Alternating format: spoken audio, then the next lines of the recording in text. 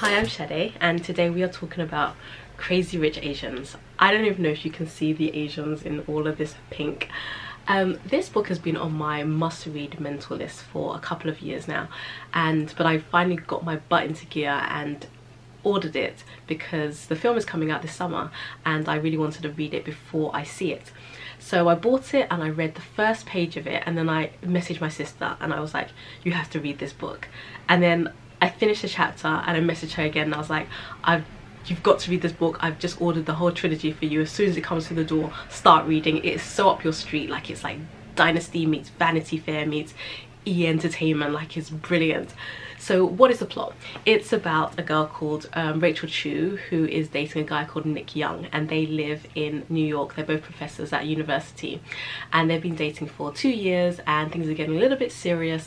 So he invites her to Singapore to meet his family, and he's like, my best friend's getting married, so we'll go to the wedding and then we'll hang out with the family and then we'll just spend some time traveling around. So she mulls over and then she agrees. And you know, the wedding is the equivalent of your friend saying, my friend Harry's getting married in the summer, you know, it's gonna be in May, do you want to come? It's gonna be in Windsor.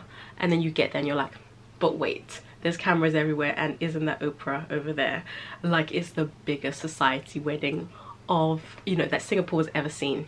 And then Rachel discovers that her boyfriend Nick is not just some regular guy, but he is basically heir to the biggest fortune in Singapore. Like, he's rich, he's Midas rich, he's crazy rich, Asian rich.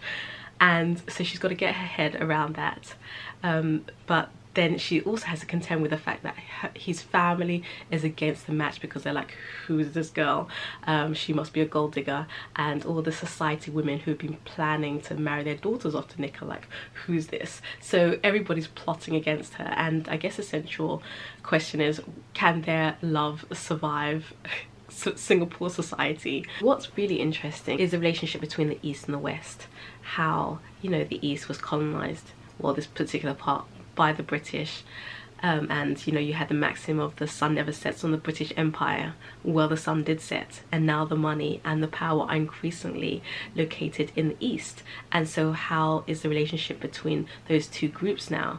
And that opening that I loved so much was just rooted in that question, and how when the Chinese community now from Singapore are confronted with racism, how they can just squash it with money.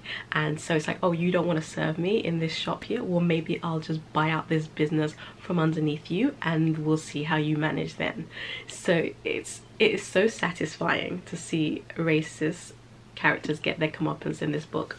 But yeah, Kevin Kwan is just, his writing is just so fluid, and his sort of character building is cutting and incisive and very clever. So it's honestly, it's like hanging out with your best friend and then having all the tea to spill. It's so much fun.